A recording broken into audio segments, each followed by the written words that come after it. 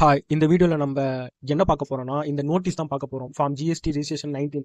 இது என்ன நோட்டீஸ்னா, ஆர்டர் ஃபார் கேன்சலேஷன் ரிஜிஸ்டர்.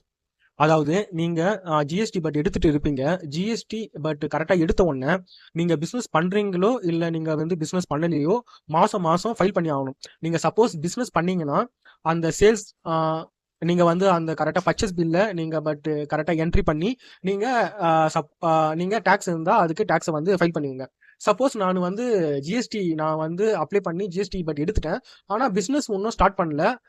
இல்லைன்னா நான் பிசினஸ் நான் அப்ப பிசினஸ் பண்ணும்போது ஜிஎஸ்டி எடுத்தேன், இப்போ நான் பிசினஸ் பண்ணல, பட் அதனால நான் ஜிஎஸ்டி ஃபைல் பண்ண தேவையில்லைன்ட்டு சில பேர் அப்படியே வச்சிருக்காங்க. அதனால என்ன ஆகும்னா, முதல்ல வந்து டாக்ஸ் ஆஃபீஸில் வந்து உங்களுக்கு நோட்டீஸ் வரும். இந்த மாரி நீங்கள் போன மாதம் ஜிஎஸ்டி ஃபைல் பண்ணலை, நீங்கள் இந்த மாதம் ஒரு சின்ன பெனால்ட்டி இன்ட்ரெஸ்ட்டை போட்டு நீங்கள் ஃபைல் பண்ணுவீங்கன்ட்டு நோட்டீஸ் வரும். இது ஒரு 3 மாதம் 4 மாதம் வரும். அதுக்கப்புறம் பார்ப்பாங்க, இவங்க கிட்ட எந்த ரீப்ளே வரலன்னா லாஸ்ட்டாக தான் இந்த ஆர்டர் ஃபார் கேன்சலேஷன் நோட்டீஸ் வந்து உங்களுக்கு வந்து சென்ட் பண்ணுவாங்க.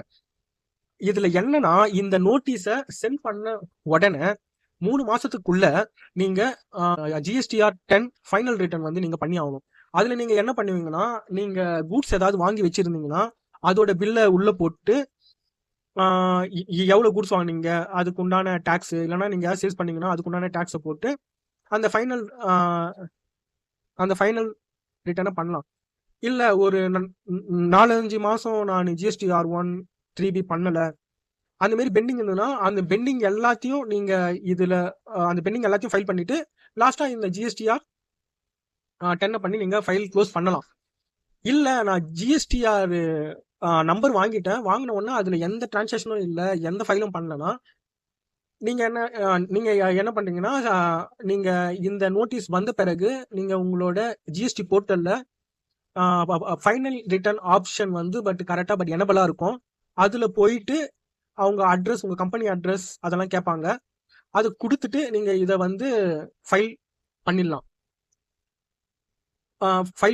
இல்ல நான் இந்த சோகாஸ் நோட்டீஸே பார்க்கல, 3 மாசத்துக்குள்ள ஃபைல் பண்ணி பார்க்கலன்னா 3 மாசத்துக்கு அப்புறம் ஒரு 4வது மாசம் 5வது மாசம் கூட அந்த ஃபைனல் ரிட்டர்ன் ஆப்ஷன் வந்து உங்களுக்கு வந்து இருக்கும், நீங்க அதை போய் பண்ணிடலாம்.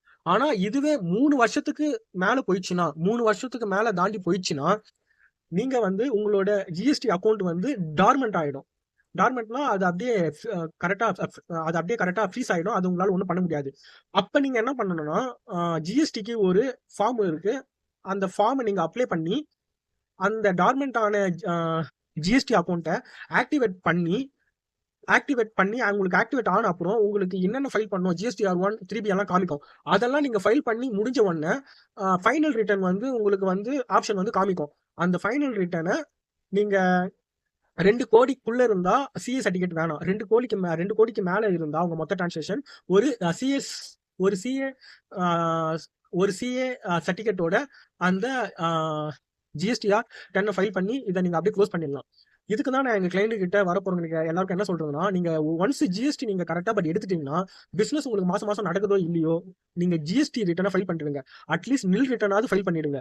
சப்போஸ் உங்களால நான் இனிமேட்டு இந்த பிசினஸே பண்ண மாட்டேன், உங்களால இந்த பிசினஸே பண்ண மாட்டேன், இனிமேட்டு எனக்கு ஜிஎஸ்டி தேவையில்லை என்ற சுச்சுவேஷன் உங்களுக்கு வந்ததுன்னா ப்ராப்பரா ஒரு டாக்ஸ் கன்சல்டன்ட் ஒரு ஆடிட்டர் போயிட்டு ப்ராப்பரா உங்களோட ஜிஎஸ்டியை கேன்சல் பண்ணிடுங்க. அதுதான் உங்களுக்கு கரெக்டா நல்லது.